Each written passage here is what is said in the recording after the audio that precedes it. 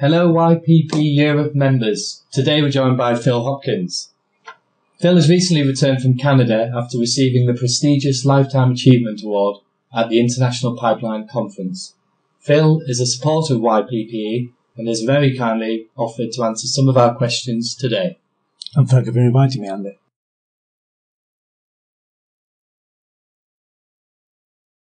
Phil, if you could travel back in time and meet a younger version of yourself who was just starting out in the pipeline industry, what advice would you give to him? It's a scary thought, travelling back in time. I like to give very simple advice, and I think over the years I've learned many lessons and I'm still learning them. But I think the key lesson I've learned over the years is to spend less time with selfish people and more time with selfless people. Our time's very valuable and there's a lot of time wasted around. So I think, that simple advice is the one that I'd recommend first.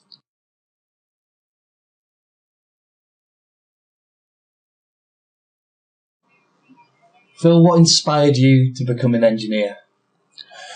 I think probably like yourself, when I went to university to do engineering, did I want to be an engineer? I don't know. But I was very lucky. I was able to stay on the university and do research, and I had an excellent supervisor called Dr. Graham Jolly, who supervised my research, and he was quite inspirational. He was a great mentor. And over the years, I looked at him and I thought, engineering can be good fun, good career, very enjoyable. And he really inspired me to make engineering a career. Mm-hmm. And did you stay in touch with Graham after you studied? I did, and he's remained a lifelong friend. So I'm very lucky like that. There we go. And what was your research into? It was a conversation killer called fracture mechanics, looking at how things break. But it was very interesting. It hypnotised me, and I love it. I love it to the day. But unfortunately, most of my colleagues and clients won't let me practice it too much. But I like it. Yeah.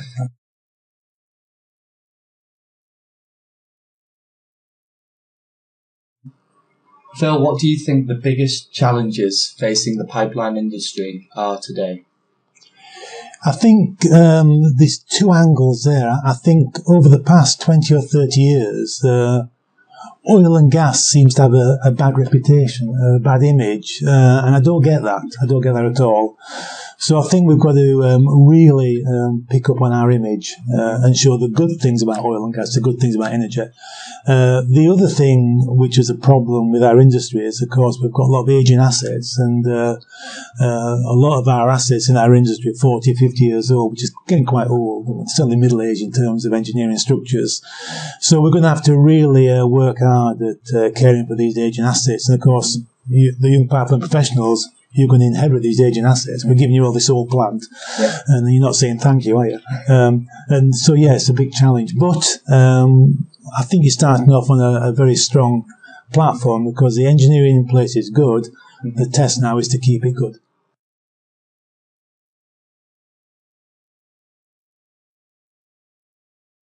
What has been your proudest moment as an engineer?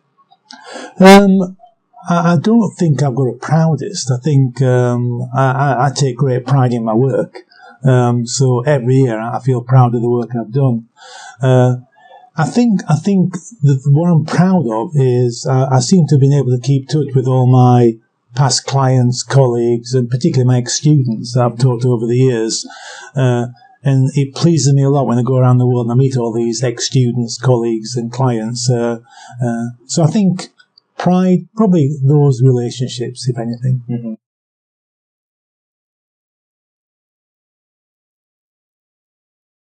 Phil, what role do you think that young pipeline professionals play in the industry today?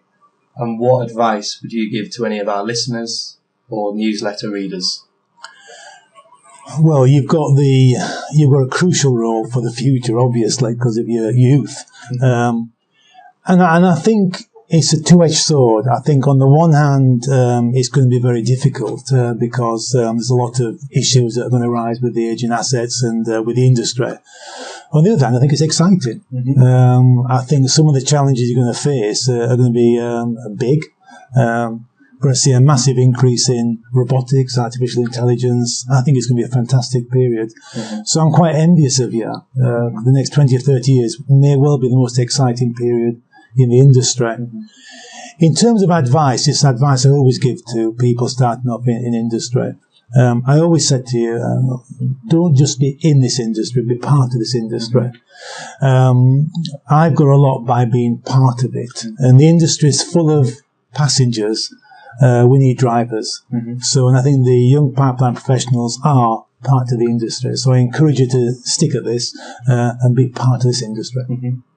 And in terms of technology in the future, where do you see things progressing most rapidly? Robotics, because robots come in many forms. It could be shouting at a speaker on your dining room table and getting music, or it could be going to McDonald's and tapping into a kiosk.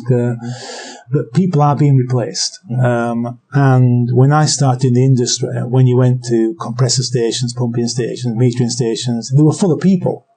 Now there's nobody. It's all automatic, and that automation, that advent of robotics, is going to continue. One thing you'll never replace is expert opinion. One thing you'll never replace is consultancy. But anything that can be replaced by robotics or artificial intelligence will be replaced. So I think that's a threat to all the workers, but it's a very exciting period.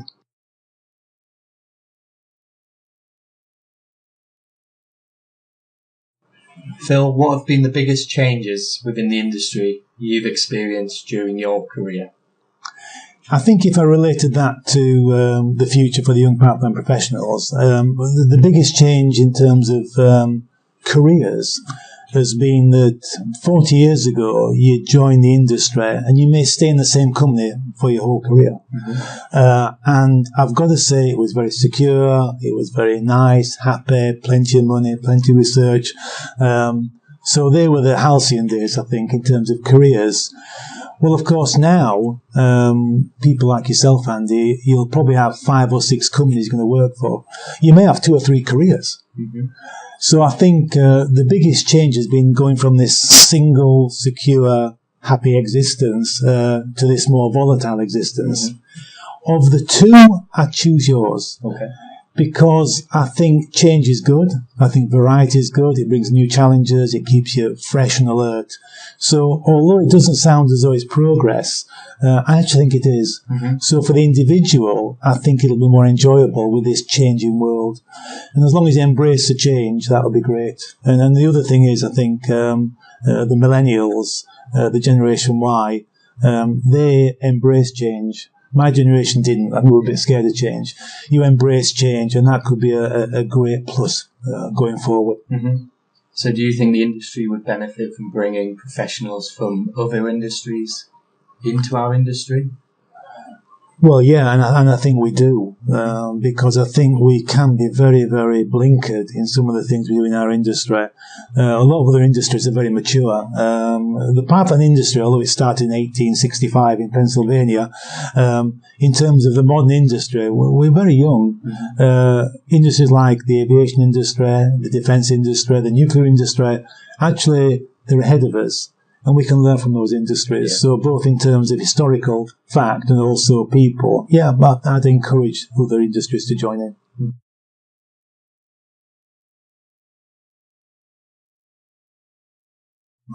Phil, why do you teach and mentor?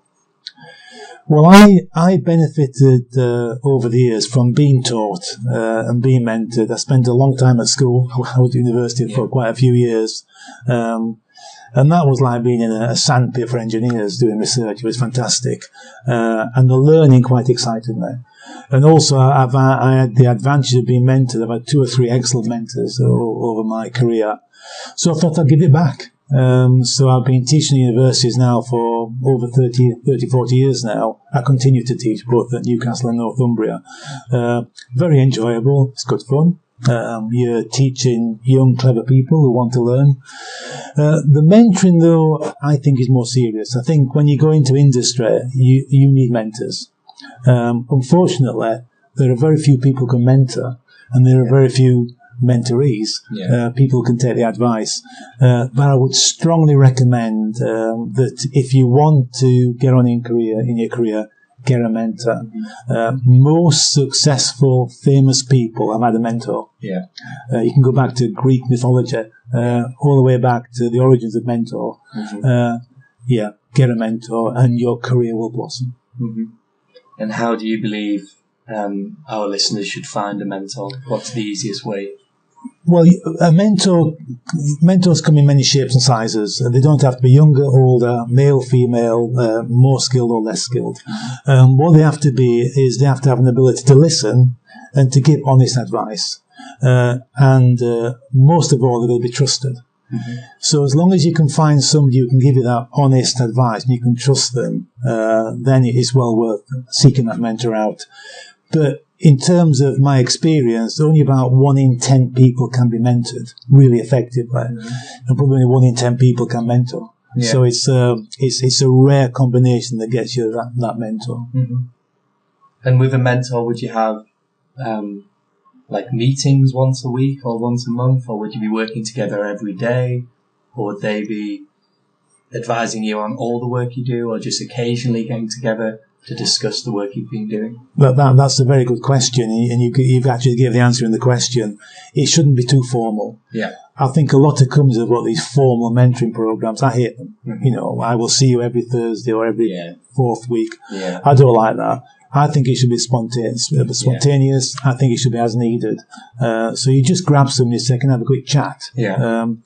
But remember, a mentor is quite a serious role, because you may be a mentor to staff in your company, and that member of staff comes and says, I want to leave. Yeah.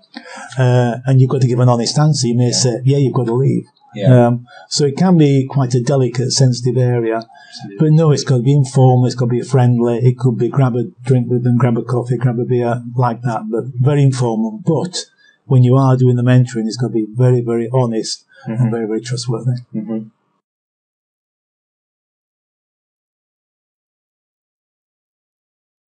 If a genie was to grant you 3 wishes, what would you choose?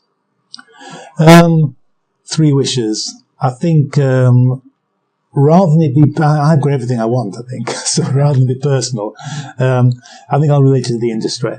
The first wish would be that the next generation of engineers have as much enjoyment out of the industry that I had. It's been fantastic years, and it continues. The second one would be, I think, to keep these old pipelines going, because I think you'll need help.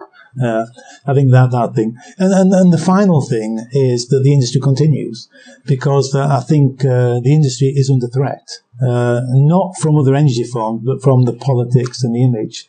So I hope it continues for many more years, because it's a thriving industry, it's a profitable industry, it's a good industry.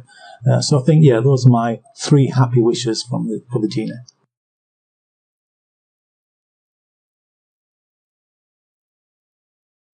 What were your favourite subjects at school? I loved school because I loved learning. And surprisingly, the science subjects were my favourite. I just liked them all. I liked sport, but I was very good at sport. Played in all the teams, but not very well. But I think if you could force me on one subject, I guess it'd be physics. Yeah. Physics, to me, you can see it, you can feel it, you can experience it. It's all logical. And I remember as a teenager thinking, if the world was just physics, it'd be an easy world, because people are very complicated, but physics is very easy. But no, I liked physics a lot.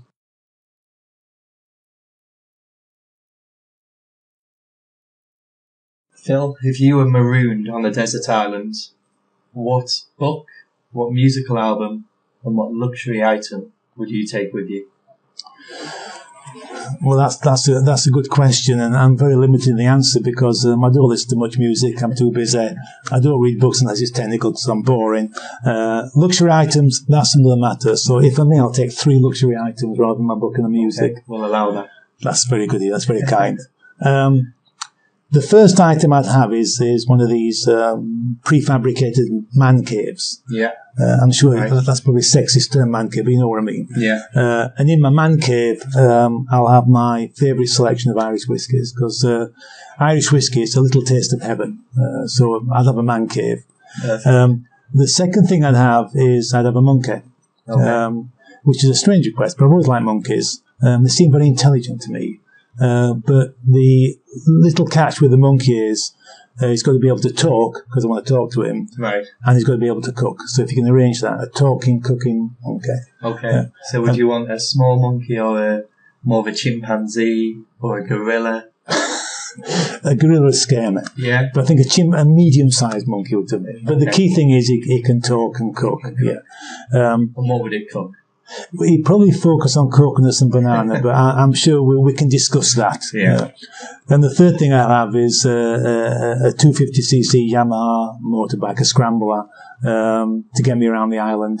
It'd have to be a two-seater because the monkey's got to come with me, because we'll be out all day and I don't want to cook. So he'll be doing the cooking for me. So, yeah, man cave, monkey, motorbike.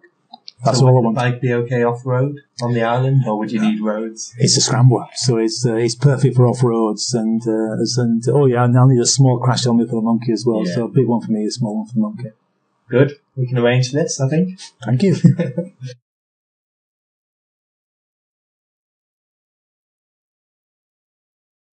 Phil, what inspirational quote or mantra do you live by? I was asked this for an interview in Australia a few years ago, and so it is quite simple. I know the answer. It's never stop learning. Yeah. You find, unfortunately, the older you get, the less you know, and also the less you feel competent. Mm-hmm. It's great being young and confident, but the key is competence. So yeah, my message would be never stop learning.